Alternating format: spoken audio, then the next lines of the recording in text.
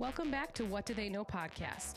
This week, the guys discuss the statement wins from Denver and Washington, CJ Stroud's big day, and the struggles of Pete Carroll and the Raiders. But hey, what do they know? What do they know? Well, we are about to find out. Welcome back, ladies and gentlemen, to the What Do They Know podcast, week 5 edition. Nick and Jeff back with you as always. And Jeff clearly is in a much better mood than I am. Hey, it's about time. Oh, man, got off the snide. Yeah, congrats. You beat the Giants, all right?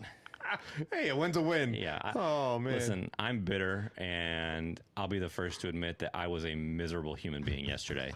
Yesterday being Sunday. So I got to watch the Jets get absolutely waxed by the Cowboys, and then I got to watch the Yankees get absolutely waxed by the Blue Jays. Yeah. So yesterday was not a fun day in the Hoskins household. Yeah, I mean, high risk, high reward when your team is in the postseason in baseball, and obviously football. the game was never close enough to even get nervous about. Right. So I guess there's that. Right. The wild card series, I was a mess because both those games were really, or all three of those games were pretty close. Yeah. So not a fun day for me. Not a fun sports day, and it's really, really depressing. Only going into week 6 and knowing that the Jets games are meaningless. Last winless team. Correct. I should say. So yeah, it's a little rough in Jets land right now. I mean, you want to know what Aaron Glenn said today? You want to know what Aaron Glenn said today? There was some stuff that he saw on the tape that he was really proud of. Really, guy? I mean, Jets fans are getting really fed up with this dude's press conferences, both after the game and then Monday after he watches the tape. It's rainbows and butterflies. Like, you would never know that they're 0-5 and look horrible. Right. Yeah. I was talking to a buddy, and I was like, if Brian Daboll can survive the New York media for as long as he has, obviously Jets are maybe a little bit more starving in terms of a competitor, because I feel like they've always had the defense to compete. Whereas Not this year. Yeah. Whereas the Giants just have been trying to put a product on the field that any fan can be hopeful for. But yeah, for the Jets, it feels like regression, to be honest with you. 100%. Because of that defense. So the defense was something you guys could always hang your hat on, and unfortunately, even though you hired a defensive minded head coach, it hasn't panned out that way. I saw something today that was super depressing. It basically said when they fired Robert Saleh, they were 2-3, and since they fired Robert Saleh, I think they're like 3-14 or like 3-11. Ooh. So nothing good from the Jets land. But enough of them. Nobody wants to hear talk about the last place Jets. So as always, we will kick it off with top stories, and I will let you kick it off, sir. Perfect. So my top story is CJ Stroud. And honestly, the Ravens are in disarray right now. They are an absolute dumpster fire. Yeah. But honestly, this is a game that CJ Stroud needed.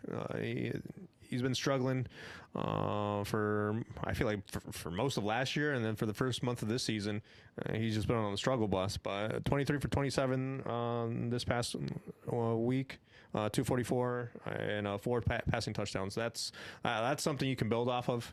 If you're the Texans, only allowed 2 sacks, so that's something the offensive line can hold their heads up high about.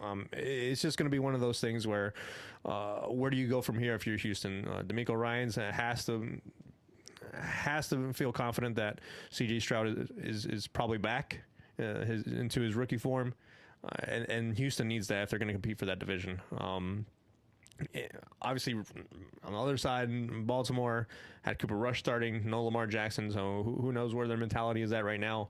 But if CJ Stroud did not take advantage of that team during this moment, honestly, I'd be raising the red flag on CJ Stroud, as unfortunate as it sounds. Yeah, I mean, who would have thought that the Ravens would be considered a get-right game? Yeah. Right? I mean, that's just crazy. Yeah. Talk about the team that usually has a defense that this year, I mean, it's nowhere to be found. I mean, say what you want about not having Lamar, and I know that didn't help, but Lamar doesn't play defense. Right. So I'm not sure that game would have gone a ton differently, other than maybe the Ravens would have put up some more points and made it a little competitive. Right. But the Ravens defense, my God, it's ugly. It's so ugly. And I mean, to your point about CJ Stroud, I'm glad, because for a while you and I were saying what is going on with Houston. Right. Yeah. And so hopefully this is kind of the springboard to better things. I know you could say it's perfect timing. You could say it's bad timing because they're taking that performance into the bye week. Mm-hmm. So are they going to be able to build off of that, or is that coming at the absolute worst time after they had their best offensive game? Mm-hmm. Time will tell. But good. It's at least a good sign of things to come. Yeah, and I mean, CJ Stroud for the most part spread the ball out. Christian Kirk had 4 receptions. Collins had 4 receptions. Then Jalen Higgins had 4 receptions. Schultz had 5 receptions. You couldn't ask for a better overall quarterback performance than what CJ Stroud gave. Agreed. Yep. And then my second top story is Pete Carroll. A few weeks ago, I called for Joe Flacco's retirement. I'm at that point for somebody else. I'm calling for someone else to retire. It's time to pack it on. Pete and his gum chewing. Yes, I mean he's 74 years old. I mean, at some point, I understand you have the love for the game, and maybe it trounces. I mean, it's the world to you, basically, if you're that hardcore about it. But I mean, coming back to the Raiders of all teams is it puts you in a hole, and I feel like the Raiders are a long game sort of thing for a coach. You have to rebuild. You have to draft correctly, and I'm not sure if Pete Carroll has that many years to see that program see itself all the way into a playoff or a contender sort of status that the Raiders are desperately needing. Obviously, they moved to Vegas. They've been terrible since they moved to Vegas. That's the whole reason they moved out of Oakland. To me, it's just been about trying to put puzzle pieces that just don't fit. Geno Smith was a decent signing. I mean, they had some prior camaraderie there in Seattle with Pete Carroll and Geno Smith, but it just has not worked out for them over here in Vegas. I mean, they gave Geno $75 million, and he looks horrible. Yeah. I mean, we're quickly approaching horrible contract discussion around Geno. Yeah. The unfortunate piece here is they don't really have a backup that they can hang their. I don't even know who their backup is. Kenny Pickett. Okay, so they don't have a backup. No, I mean, I think we talked about it a little bit in the preseason that both moves, Pete Carroll and Geno, both felt like a bridge to something different. Yeah. And I think that bridge is going to get here sooner than maybe Vegas would have liked. Yeah, it's going to happen. If it continues down this path, I mean, they just look non-competitive. Mm-hmm. And Geno is just putting them in a really bad spot. Brock Bowers is injured. He missed this week. Also, side note, I thought it was hilarious that Brock Bowers was out and Dallas Goedert scored. Sorry. If you listened to our episode last week, somebody had a question about those two, and we said stick with Brock Bowers and avoid Dallas Goedert. Hashtag what do they know? Yeah. To be fair, we didn't know that Brock Bowers we didn't know Brock had Bowers his was gonna be out. PCL. That changes things. But I saw that yesterday, the combination of the two, and it just made me chuckle. Yep. But yeah, you can't. For me, you can't look at Pete Carroll as anything else than a bridge to whoever they have their eye on, right? Long term or whatever their plan is long term. He's just a stopgap. Yeah, and that's not fair to Pete Carroll. I feel like he needs to realize it for himself. If he wants to continue coaching, there's got to be some other way to do it. I mean, him and I'll step a little bit out of bounds here on this one, but Bill Belichick, I feel like they're on the same boat. Oh, good God. Yeah. Like you're both great coaches in your own respect. You guys had great years in your past. I mean, obviously Belichick with the Patriots and Pete Carroll with the Seahawks, and even back when he was coaching USC. They have the great stops and they have a great tradition and great history, but I mean, at some point, you just got to hang it up and enjoy life for what it is. I mean, there is life outside of football, believe it or not, for those two. But, it's just hard to see Pete Carroll if this is the way he goes out. Yeah. Yeah, it's rough. I think it's going to be, unfortunately. Yeah. All right, so for me, my first one, we had 2 big wins yesterday from teams that I kind of feel like in the first couple weeks of the season got forgotten about a little bit because they didn't start out how everybody expected, and that was with Denver and Washington yesterday. Okay. So Denver, lost to the Colts. I think they lost to the Chargers, back-to-back losses. And then since then, yesterday, they had a nice comeback win over the Eagles. They were down 17-3 in the fourth quarter, late. And were able to string together a couple great drives. Scored late with 5 minutes left. And how about Sean Payton going for 2 with, I think, still 5.5 minutes left? Not typically when you do that. Normally it's, under 2 minutes when, the game is all but out of reach. Yeah, he must have seen something from that Eagles defense that he was like, you know what, this play call, boom, bam, Dude, right there. What a set of onions on that guy. Yeah. Because, at the time when they went for 2, they were down 17-16. Yep. Right? So it pushed it to 18-17, and then they ultimately, got a field goal to stretch it to 21-17. But gosh, what a call. Right. And, Denver back-to-back weeks now where their offense has looked good. They were able to take down one of the best defenses in the league in Philadelphia. Yep. So I feel like that was a really big statement win for Denver. And then same thing with Washington. They had a couple losses. Obviously, Jaden Daniels got injured, and they stuck it to the Chargers yesterday. They were down 10-0 and scored 27 unanswered points. Yeah. Jaden Daniels had a big game. Debo, the running back with 8 names, had a had a great game. So I felt like both of those wins were kind of like, hey, we're still here. Right. You know what I mean? Like they didn't; those two teams did not start the way that everybody kind of expected them to going into the season. But they're starting to right the ship, I think, and we're going to see some good football from those teams going forward. Yeah, no, I was mostly impressed with obviously Denver going into Philadelphia. Handing him the first loss of the year. Bo Nix, started off a little slow. Obviously, as you said, 17-3 going into the fourth quarter. But I mean, they turned it on when the getting needed to get. So to me, that's a statement win that proves that the system that they have in place right now is going to work. I mean, they're my sleeper pick out of the AFC. So that was very. I was very happy to see that happen, especially as being a Sean Payton guy. I like Sean Payton regardless of how his tenure in New Orleans ended.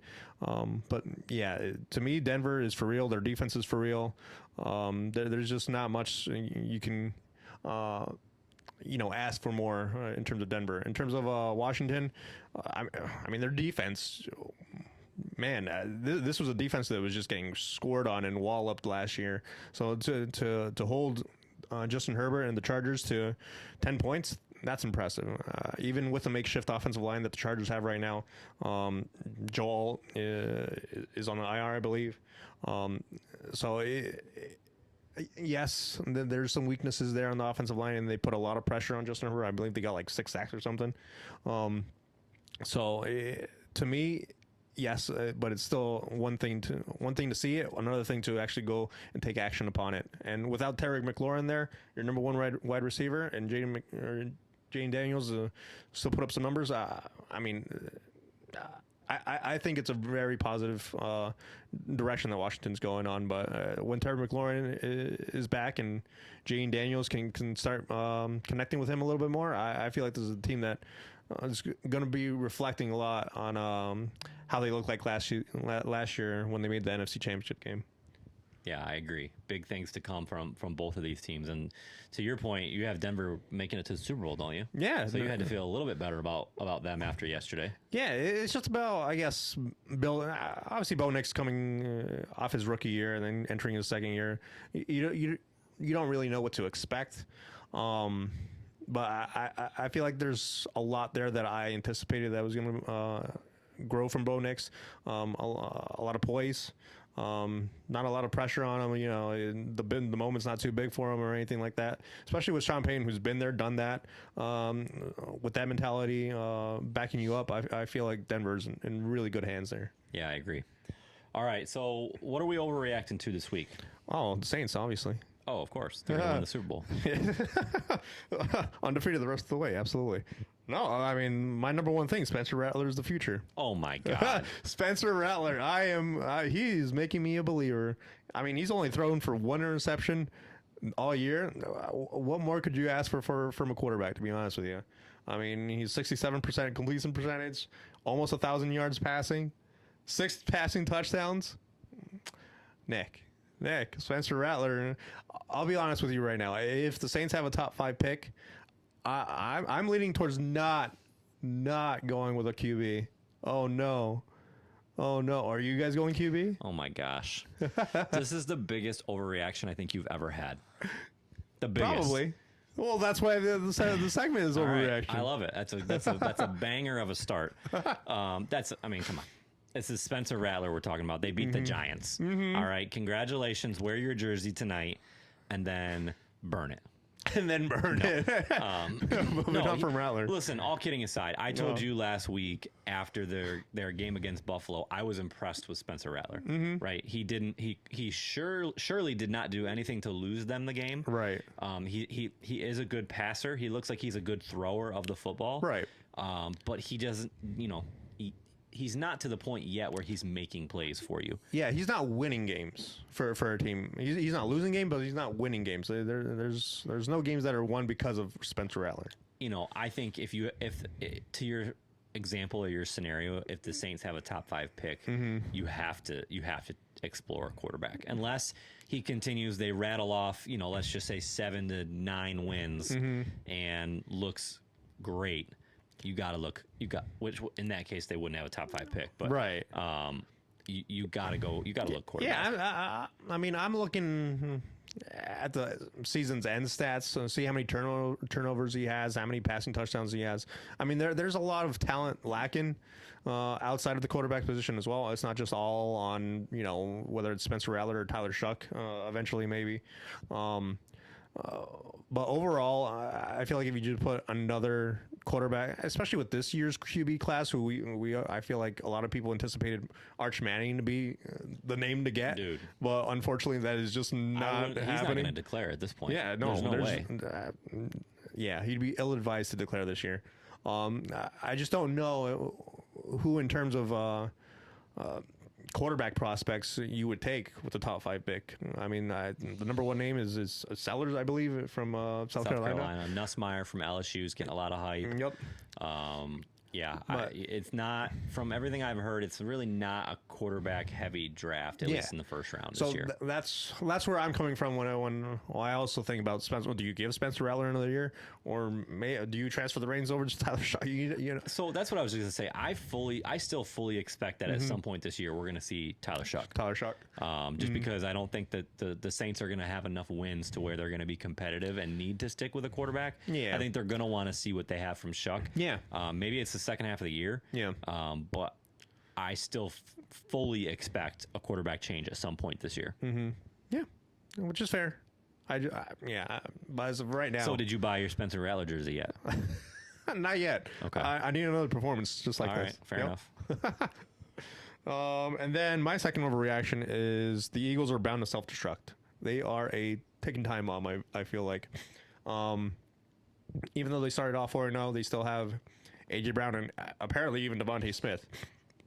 Who you gave props to. I gave props to last week. You gave props to last week for just plugging away and doing his thing, and apparently he's just as upset, but he's going about it quieter. Right. Which, in its own spectacle, deserves its own merit. I feel like keep it within the locker room, within the building. But yeah, I feel like regardless of what happens, you just have way too many weapons. I mean, Saquon Barkley had 9 touches yesterday. Now you can't do that. Saquon Barkley cannot have less than 15. Didn't Jalen Hurts throw the ball like over 40 times yesterday? 38 times. 38 times. That's not the Eagles' offense. No. That is not how it's designed. I think I saw something that combined those Brown and Smith had 18 targets. Yep.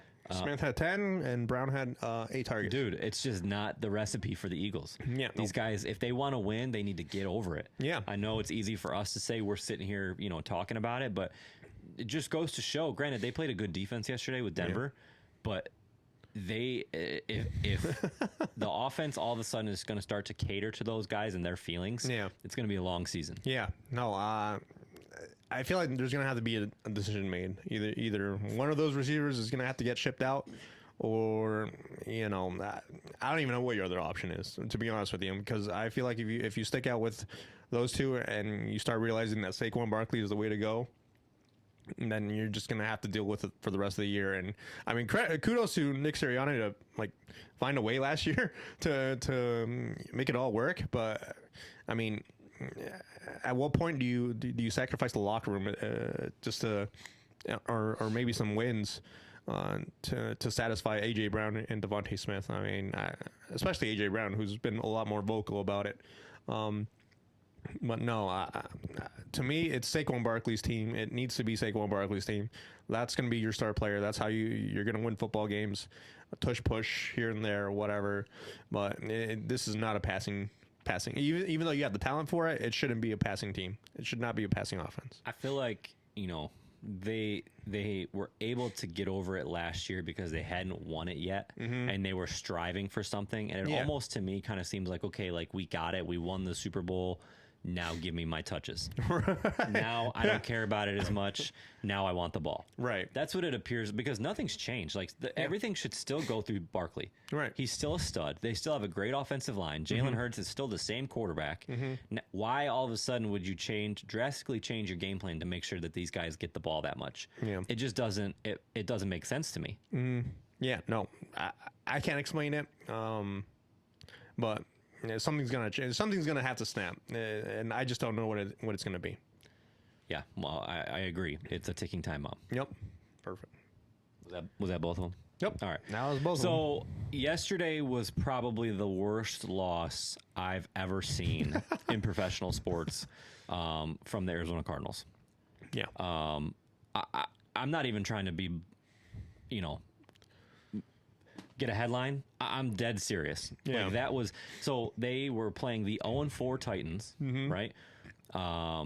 Who Cam Ward himself said I'm not going to use the word that he used, but he said they were horrible. Yeah. And needed to get stuff together. They were up 21-6 late. It's in the fourth quarter, right? 10, 11 minutes ago. Yeah. And really, undisputably the turning point was Amari DiMercato.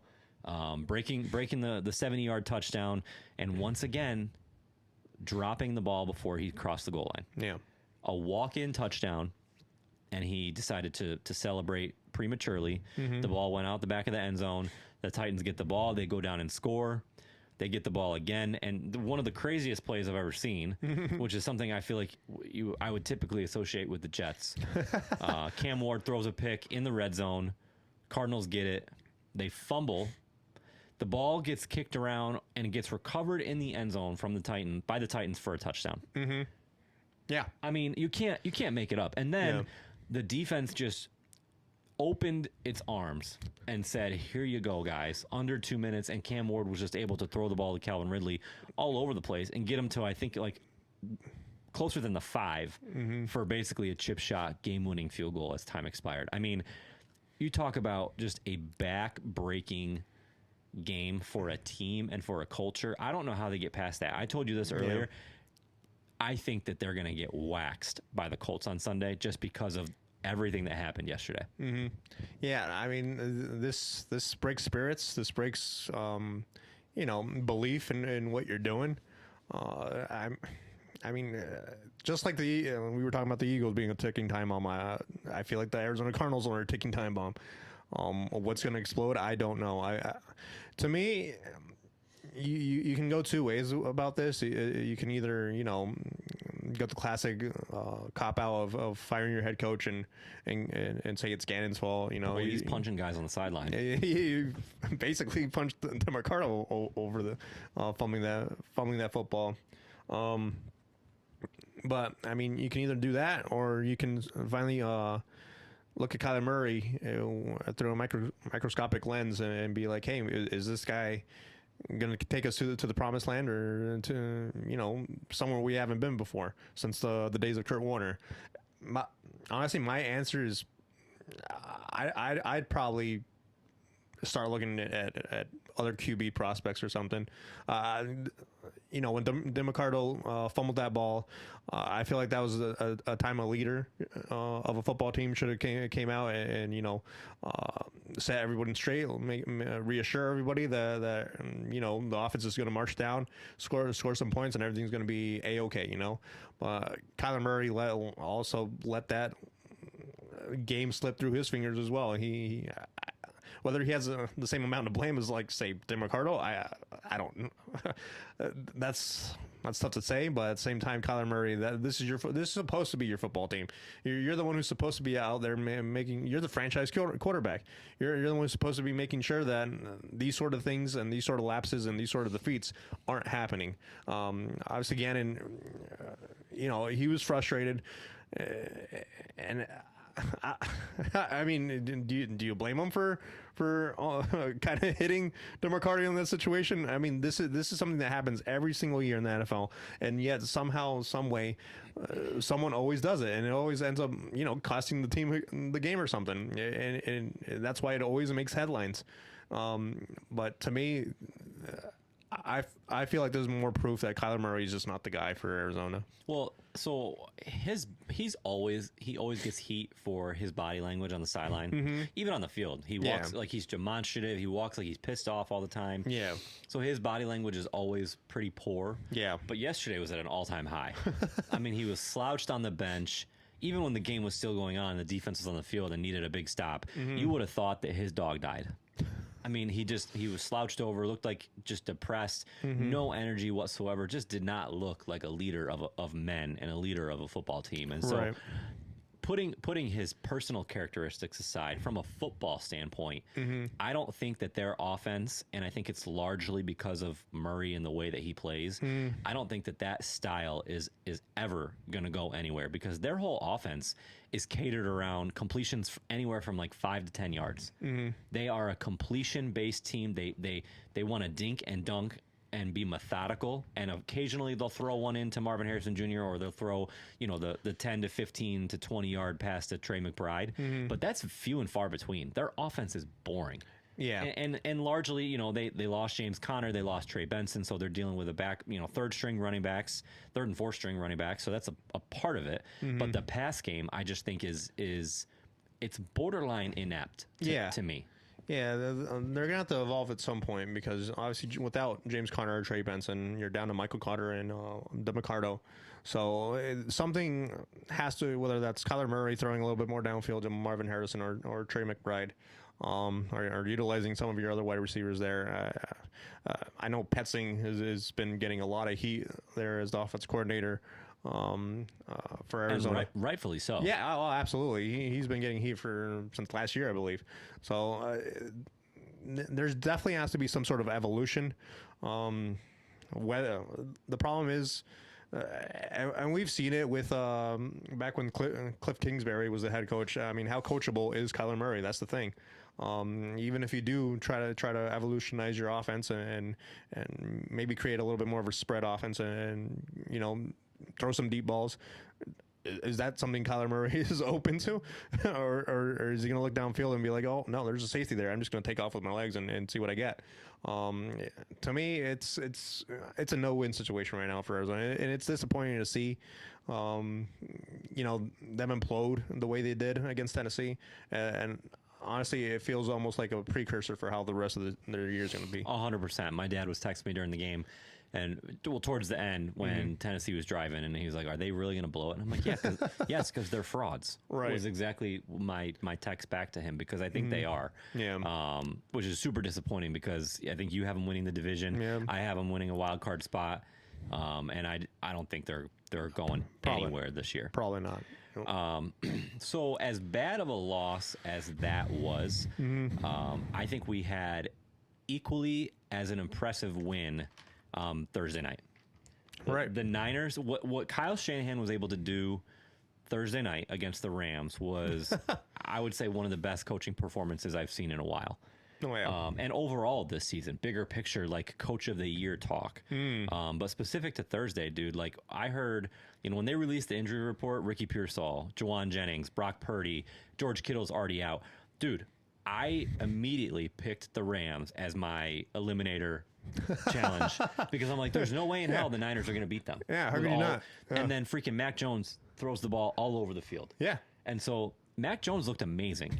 I mean, the dude is slinging the ball. He's taking hits. He's coming off the field dry heaving because he's getting nailed so many times. Yep. But just continued to make plays. So his stat line, 33 of 49, 342 yards, 2 touchdowns, 100.9 passer rating. Woo. He's 3-0 as a starter this year.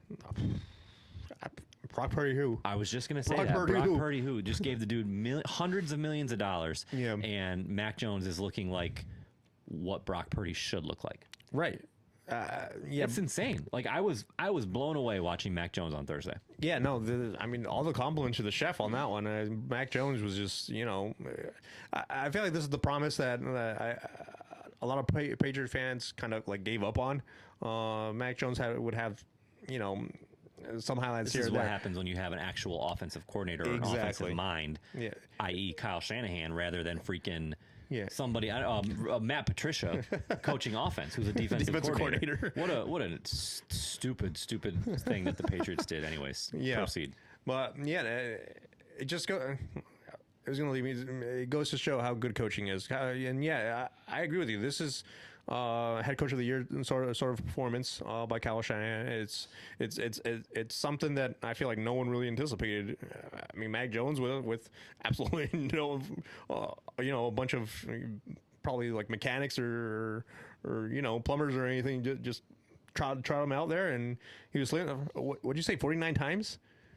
33 of 49. That's yeah. insane to me. To have the audacity to throw that many times when you're missing all those weapons. That's, I mean Christian McCaffrey obviously is no slouch, but kudos to him as well for being out on the field and contributing to the way that he does for that offense. That's to me, there's no level of compliments I could dish out for the 49ers that's worthy of that performance, to be honest with you.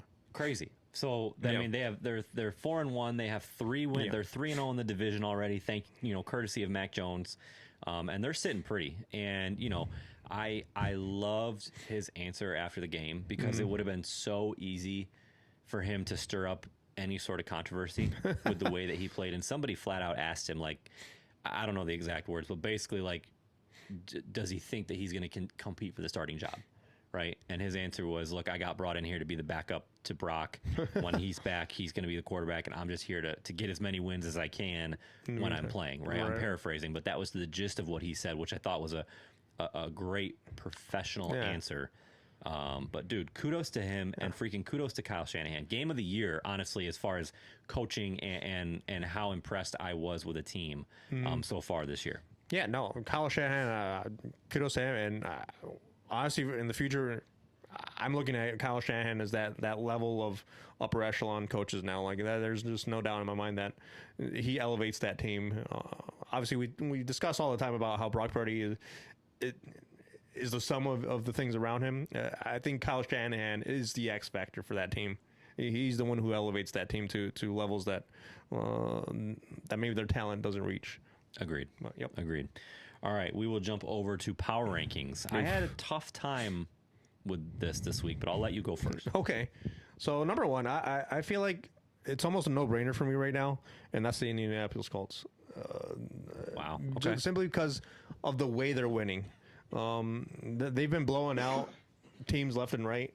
Obviously, Las Vegas. There it is. There's the every Oakland. year. Oh, every year. Vegas. Miami earlier in the year. To me, the Colts are that team that understand what they are and what they can be. And they're just going out and not taking anything for granted. To me, they're very well coached. In terms of coach of the year candidates, Shane Steichen should be up there as well. Number 2, I got the Lions. They're also a team that's settled down and showing what they can be. Number 3, the Bills. I'm not going to knock them too much for losing to the Patriots on a field goal. It happened, a divisional opponent. It happens. Number 4, the Bucks. They're always around there. They're always, I mean, what is it? 4 comeback drives by Baker Mayfield at this point. All their wins are by a game-winning touchdown. He's a stud. Yeah, game-winning drive.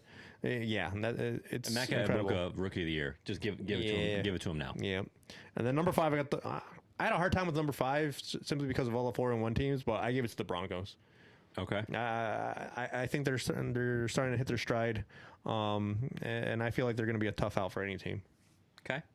So I wanted to look at not just record. Right. Okay. Or not just who lost. Right. Right. I wanted to like look at the quality of the team and how I think they're going to be long term. Okay. So for me, even though the Bills and the Eagles both lost, I kept them 1 and 2. I still think the Bills are the best team. I still think the Eagles are right behind them. Every team's going to lose. Right. Yeah. I'm not going to knock them for getting their first loss of the season. Right. Both against respectable opponents. Right. The Broncos are going to be in the playoffs, and the Patriots. There's a chance that they're just getting started and they might be in the playoffs. So I'm not going to knock them. So I actually kept my 1 and 2 the same. Okay. Which is what I struggled with. I moved Detroit up to number 3. Okay. They're, like you said, they're playing great football. Handled Cincinnati pretty easily yesterday. Tampa at 4. And then I took the Colts off my top 5. Ooh. Even though they lost, I'm starting to I gotta see them beat somebody. Okay. Because you named all the guys that they beat. Not really good teams. No, the combined record is got to be just horrible. Yeah. And quite honestly, their win against the Broncos, they're one questionable leverage call on a field goal away from losing that game. Yeah. So I got to see it from the Colts, but I brought the Niners up to number 5. Okay. Just because, if you think of 2 of their 4 wins, Seattle, who's a dang good team, and the Rams, who are a dang good team. Yeah, they were up there with me with the Broncos. So I bumped the Niners up, and I actually, which I never do after a win. I don't drop people out of the top 5 after a win, but I did with the Colts just because I that's how impressed I was with the Niners. So a little bit of a fluctuation this week. Yeah, I dropped the Eagles out of my top 5 just because of that whole segment about whether they're going to implode. Yeah. I just don't know where that team's going, to be honest. It's always something, man, and Yeah. I'll be really curious to see if they bounce back. They have a short week, Thursday at the Giants, which could be a great thing for them. A get-right game. A get-right game. But the Giants have been scrappy the last few weeks. So I think this week will be telling. Do they come out and do they handle business and look like the typical Eagles where they're running the ball down their throat? If so, I think we're going to be fine. If not, dude, I can't wait to see what happens the rest of the year.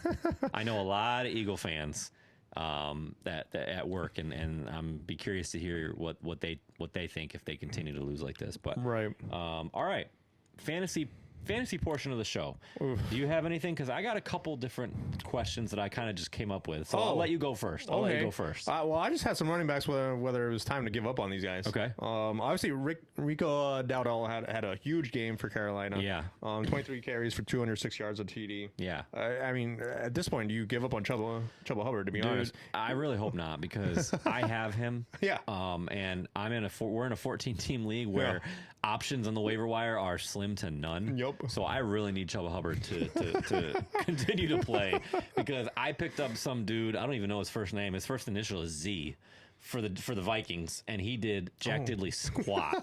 I got negative 0.2 from him because he had 18 rushing yards and a fumble. So that's my option if Chuba Hubbard is out. So let's not even go down that rabbit hole, because I need him to play and play well. Next one. The next one. All right, Derrick Henry. So Derrick Henry has been averaging 7.5 points the last 4 games. Obviously, outside that one outlier against Buffalo, he just has not been, the Derrick Henry of the past. I don't think he's eclipsed 50 yards rushing in any of these past crazy. 4 games. It's insane. There's nothing that looks right about Baltimore. Yeah, and the problem with it is that defense, as we discussed before, and all of a sudden, does the game plan go out the window, and all of a sudden Derrick Henry doesn't become a factor anymore? It's gotta. Yeah. Right? I mean, you can only run the ball so much. Like, they were down 41-10 against Houston. Like, you're not running the ball with Derrick Henry. No, probably not. So it's tough. It becomes like almost a Justice Hill type of game, because you're just thinking and dunking, trying to create any sort of offense. Yeah, honestly, Derrick Henry is. If you have him, I'm putting him on my bench. To be honest with you, I can't start him. I wouldn't start him. And then, at what point do the Patriots give up on Ramondre Stevenson? Because I am fed up that he is getting goal line touches when he is fumbling the ball. So it got interesting last night because they lost their backup, Antonio Gibson, to a torn ACL. Yep. So now it's either Stevenson or it's the rookie, Trevion Henderson, who actually, didn't he score last night? I am not rushing. I don't think he. I thought he scored. I could have. I fell I don't believe asleep. so. I fell asleep. So who knows? But that's a really interesting predicament for them to be in because Stevenson is typically the bell cow. Yeah. But to your point, the dude just can't hold on to the football right now. Yeah, it's 3 fumbles this year. I feel like he scored. I'm gonna look. Yeah, I mean, honestly, what does Henderson have to do to get the starting nod at this point? Dude. And I feel so bad for Antonio Gibson because he finally got the ball. Correct. I feel like he finally got reins on that backfield, and boom, his ACL's out. And I felt so bad. No, it was Stevenson both times. I was wrong. Yeah, Stevenson both. Yep. Yeah, you say hey, 4-yard and 7-yard rush. Yeah, he had 2 touchdowns. Yeah. Why? Yeah. Yeah. Yep. That one I just put in there because I have Henderson in one league, and I'm just upset. Yeah, dude. I said preseason that I expected Trevion Henderson to win offensive rookie of the year, and so far they've just not factored him into the offense, which is really surprising to me. Right, because he's dynamic. Yeah, he's a kick returner for a reason. He's explosive. Yeah. So you would think that they would kind of factor that into their offense a little bit, especially when you have a guy who can't hold on to the football. Yeah. Yeah, I don't know what needs to happen. I'm with you. Okay. What else you got? That's all I had. All right. Those 3. Continuing on the running back conversation, and you're the perfect person to ask for this because you watch all of their games. Oh no! What is going on with Alvin Kamara? Because I have him in 2 leagues, and I'm at the point now where do I drop him and pick up Kendre Miller? Because every time I see a Saints play or a Saints highlight, frickin' Miller is in the backfield, not Alvin Kamara. Not Alvin Kamara. Is he even playing? Hey, he's been playing. I think yesterday they kind of laid off a little bit on him on the second half because he kind of took a hard shot on a run play. And after that, I saw him in for one more drive, and then all of a sudden it was just Kendre Miller the entire time. But yeah, Alvin Kamara, I feel like it has a couple of factors in here. Our offensive line isn't necessarily extraordinary when it comes to run blocking. And I feel like there's a lack of acknowledgement that the outside runs are a little bit more dynamic in terms of Alvin Kamara's skill set rather than just running up the middle. I feel like they run it up the middle with Alvin Kamara way too often, and those are getting stopped for 1 or 2 yard gains. But if you pitch it outside, give him a little bit of space, half the field for him. I feel like he still has some moves, but I don't feel like he's as agile or as slippery as he was in the past. And I feel like, again, you'd be able to tell me better, but his receiving stats are not there. He used to be good for 5 to 7 dump offs a game. And even if it was 5 catches for, let's just say, 20 or 30 yards, that's 8 points receiving the ball right there. Yep. And he's just not, it's just not happening this year. Yeah, no, I mean, past 2 games, I felt like there's a couple balls that he's dropped. Thanks, Alvin. Yeah, thanks, Alvin. He's kind of taking his head off the ball, looking upfield, seeing what's around the corner. But from what I could tell, I feel like a lot of defenses are focusing a lot. They're almost spying Alvin Kamara the entire time. As soon as he comes out of the backfield, there's a defender right there waiting for him at 3 yards down the field. So it's not really allowing for a lot of dump offs by Rattler to Kamara. And I feel like Rattler might even have something to prove by throwing downfield a lot more than just dumping it off to Kamara.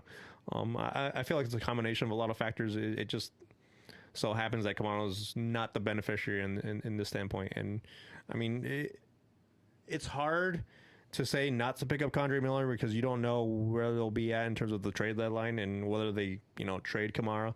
But I mean, Kamara would be a big loss for the Saints fan base itself.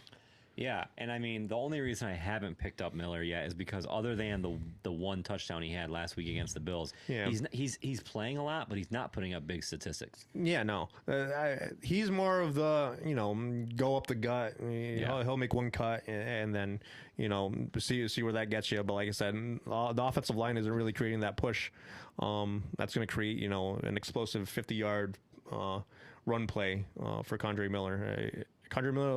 Miller might be a little bit more explosive with that downhill running, but so he'll probably get like 5-6 yards per touch.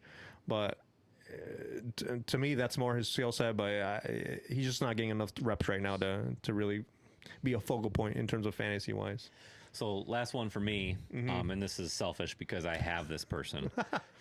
What are you thinking? What do you do right now with a guy like Zay Flowers? Zay Flowers. So, and the reason I bring him up is he had a really good performance the first 3 weeks, first 4 weeks, and then Lamar went out. Yep. And his, he had an okay game yesterday, but my fear is if Lamar misses any extended amount of time, his value and his performance is going to go way down. So you tell me what you think about this, but like right now, I'm trying like hell to trade him while he's still got some value.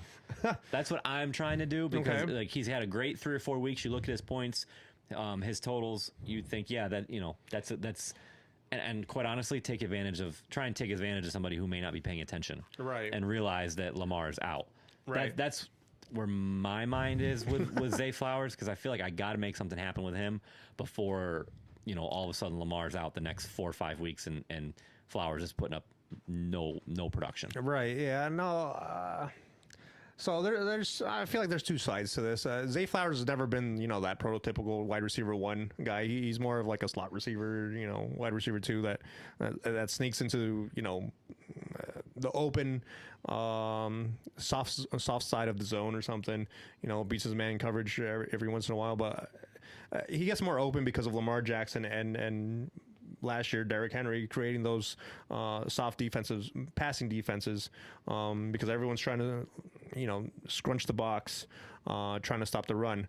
But Zay Flowers with Cooper Rush, it's dangerous simply because he's not that prototypical wide receiver 1. I feel like Cooper Rush might look more towards DeAndre Hopkins just because Hopkins has that height and even Rashad Bateman. Rashad Bateman's taller than Zay Flowers. Yep, and that body build where you can shield off a defender here and there, whereas Zay Flowers is gonna look for the soft spot in the zone.